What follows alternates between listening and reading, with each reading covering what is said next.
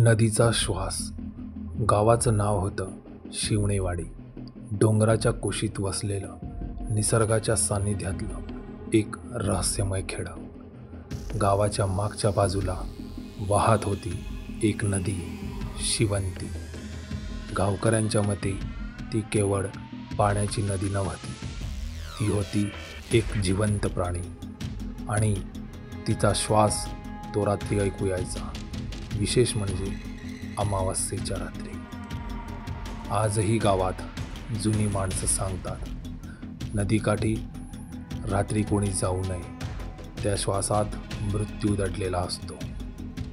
1997 साली गावात नव्याने रुजू झालेला प्राथमिक शाळेचा शिक्षक विनायक सर, शहरातून आलेला विज्ञानवादी, भूतप्रेतांवर विश्वास नसलेला, गावात आला.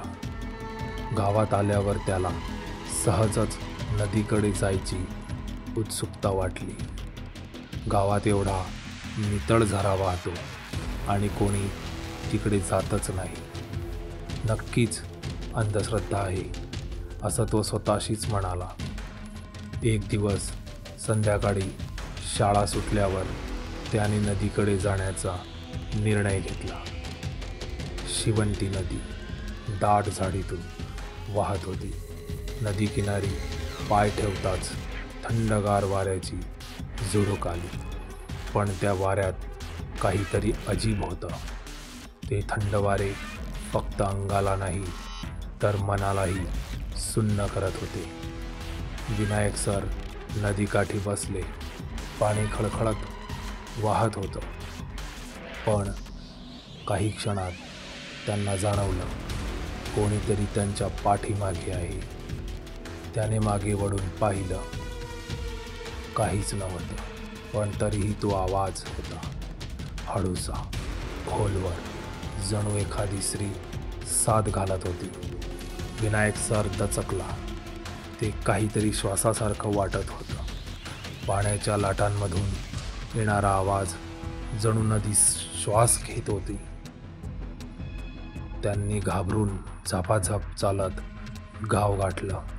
गावात पोचल्यावर त्याने हा प्रकार गावकऱ्यांना सांगितला, पण गावकरी गप्प झाले. थोड्या वेळानं बाबा शंकर, गावचा वयोवृद्ध, सांगू लागला, तुम्ही जे ऐकलत तोच आहे नदीचा श्वास. खूप वर्षापूर्वी या नदीत एक बाई बुडाली होती. तिचं नाव होतं सायली. ती नदीकडे दररोज गाणं म्हणायला यायची आणि एक दिवस नदीने तिला गिळलं. तिच्या मृत्यूनंतर प्रत्येक अमावस्येला नदी तिचा श्वास घेताना आवाज करते, जणू पुन्हा तिचं गाणं ऐकायचं आहे तिला. विनायक सर हसले. हे सगळं मनाचे खेळ आहेत. नदी काही बोलत नाही. पण बाबा शंकर म्हणाले, जे ऐकलं त्यावर हसावं लागतं, पण जे दिसतं त्यावर पळावं लागतं. विनायक सरांच्या बुद्धीला या गोष्टी पटत नव्हत्या. म्हणूनच त्यांनी या प्रकरणांचा शास्त्रीय शोध घेण्याचं ठरवलं. त्यांनी पुढचे काही दिवस नदीकाठी निरीक्षण केलं. दिवसाढवळ्या काहीच गूढ नव्हतं, पण प्रत्येक अमावस्येच्या रात्री हवा स्थिर व्हायची, पक्षी शांत व्हायचे आणि तेच हळूशा आवाजाने साद घालायचे. एके दिवशी त्यांनी त्या आवाजाचं रेकॉर्डिंग केलं आणि पुण्यातील एका साऊंड इंजिनियर मित्राकडे पाठवलं. त्या मित्राने कॉल केला, विनायक, हे साधं वाऱ्याचं किंवा लाटांचं नक्कीच नाही, यात एक मानवी स्त्रीचा आवाज मिसळलेला आहे. जणू ती काहीतरी बोलते, हळूच. त्या रात्री विनायक सर परत नदीकाठी गेले.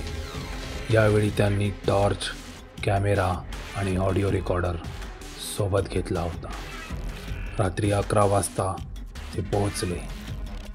शांतता आणि नंतर तोच आवाज, विनायक. ते थांबले, थरथरत कापले. माझं नाव. ती एकदम हादरले. पाण्याच्या प्रवाहात हलकं पांढरं धुकं तयार झालं आणि त्यात एक रात्रीचा चेहरा. त्याने कॅमेरा चालू केला, पण कॅमेऱ्यात काहीच दिसलं नाही. पण डोळ्यांनी मात्र सायली नदीतून बाहेर येताना दिसत होती. पाण्याच्या वाफांमधून निर्माण झालेला सायलीचा चेहरा काही क्षणासाठी स्पष्ट दिसला. डोळे बंद, पोट थरथरत होते, जणू ती काहीतरी म्हणत होती, एखादं अधुरं गाणं. विनायक सर स्तब्ध. त्यांनी मागे हटण्याचा प्रयत्न केला, पण पाय हलत नव्हते. जणू पाण्याच्या कडेला त्यांना काहीतरी खेचत होतं. तेवढ्यात अचानक टॉर्च बंद पडला. अंधार झाला. आवाज स्पष्ट होत गेला. सायलीचा चेहरा पाण्याच्या पृष्ठभागावरून वर येत गेला आणि तिचे डोळे अचानक उघडले, रक्तासारखे लाल. तूच मला ऐकलंस. आता तूच माझं अधुरं गाणं पूर्ण करणार. विनायक सर भीतीने किंचाळले. कसेबसे गावात धावत आले. दुसऱ्या दिवशी गावात खळबळ माजली. विनायक सर मंदिरात शुद्ध हरपलेले सापडले. त्यांचं शरीर थरथरत होतं, डोळे भरलेले, ओठांवर एकच ओळ गुणगुणत होते, श्वास माझा घेतला कुणी. गावकऱ्यांनी पुन्हा एकदा बाबा शंकरांना बोलावलं. बाबा शांतपणे म्हणाले, तिला कुणीतरी ऐकावं असं वाटतंय, पण तिचं गाणं कुणी पूर्ण केलं तरच ती शांत होईल, नाहीतर ती प्रत्येक ऐकणाऱ्याला आपलं बनवेल. गावातल्या एका वृद्ध आजीने सायलीची कहाणी उलगडून सांगितली.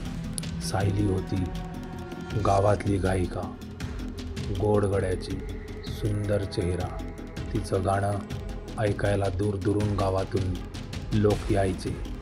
एकदा तिच्या गाण्याच्या कार्यक्रमाला एक श्रीमंत जमीनदार आला, धर्मराज देशमुख. त्याने सायलीवर मोहित होऊन तिला लग्नासाठी विचारलं, पण तिने नकार दिला. त्याच रात्री सायली गायब झाली. ती दुसऱ्या दिवशी शिवंती नदीत मृतावस्थेत सापडली.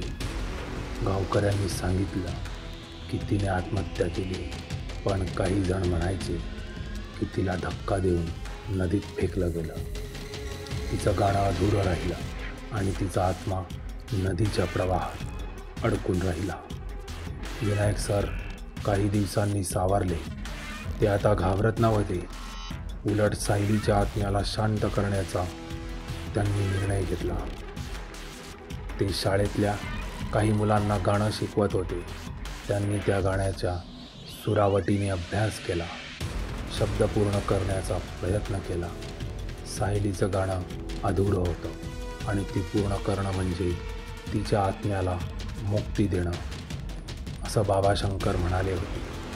अमावस्येच्या रात्री नदीकिनारी एक लहानसा मंच उभारण्यात आला. गावकरी थरथरत उपस्थित होते. विनायक सर सोबतीने एक लहान मुलगी घेतली, जिचे नाव कविता, जिने सायलीचं अधुरं गाणं पूर्ण केलं होतं. मंचावर उभी होती. रात्री 11 वाजता गाणं सुरू झालं. श्वास माझा घेतला कुणी, आवाज माझा पाण्यात हरवला. पण सूर जपणाऱ्यांमुळे मी पुन्हा उजेडात आलो. पाण्यातून वाफ उठली. सायलीचं रूप पुन्हा उभं राहिलं, पण यावेळी ती रडत नव्हती. तिच्या चेहऱ्यावर शांतता होती. धन्यवाद, आता मी मुक्त आहे. तेवढ्यात पाण्यातून एक कडक आवाज आला, जणू काहीतरी तुटलं. शिवंती नदीचा श्वास थांबला. त्या दिवसानंतर नदीकडून आवाज येणं थांबलं. विनायक सरने गाव सोडलं नाही. ते आता गावातच स्थायिक झाले. शिवंती नदी पुन्हा एकदा एक निसर्गाची सौंदर्य स्थळ बनली. भीतीचं केंद्र नाही. पण गावात अजून एक समाज आहे. नदी शांत आहे, पण सायलीचं गाणं विसरू नका, कारण विस्मरण हेच आत्म्याचं दुसरं मरण असतं.